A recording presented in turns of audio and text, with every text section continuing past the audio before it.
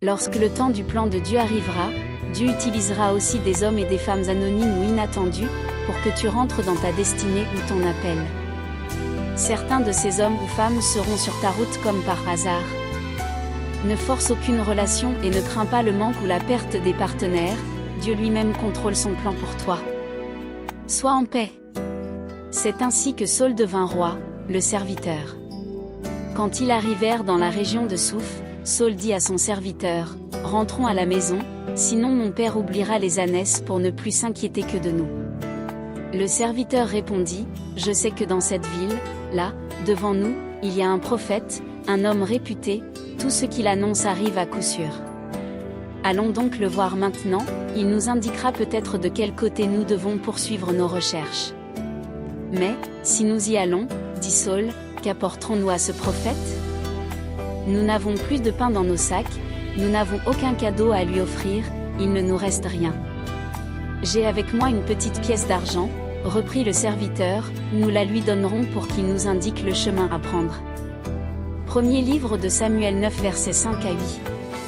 Et Joseph entra dans sa destinée.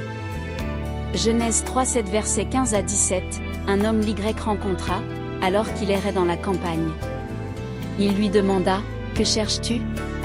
« Je cherche mes frères, lui dit-il, peux-tu me dire où ils font paître leurs troupeaux » ?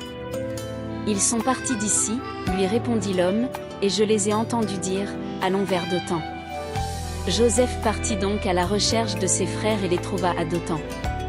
Genèse 4 1 versets 8 à 9, 11 à 14, dès qu'il fit jour, le pharaon tout inquiet fit appeler tous les devins et les sages d'Égypte. Il leur raconta ce qu'il avait rêvé, mais personne ne put lui dire ce que cela signifiait. Alors le chef des échansons déclara, « Majesté, je vais rappeler mes fautes passées. Nous avons fait tous les deux un rêve la même nuit, chaque rêve ayant son propre sens. Dans la prison se trouvait avec nous un jeune esclave hébreu, qui était au service du chef de la garde. Nous lui avons raconté nos rêves, le pharaon donna l'ordre d'aller chercher Joseph. On courut donc le tirer de sa prison, on le rasa, puis il changea de vêtements et vint se présenter devant le roi. » Genèse 4 1 versets 8 à 9, 11 à 14. Dieu est au contrôle et en son temps, les hommes et les circonstances se mettent en marche pour notre bénédiction. Kimia. Bonne journée. Guy Rémy Pambou.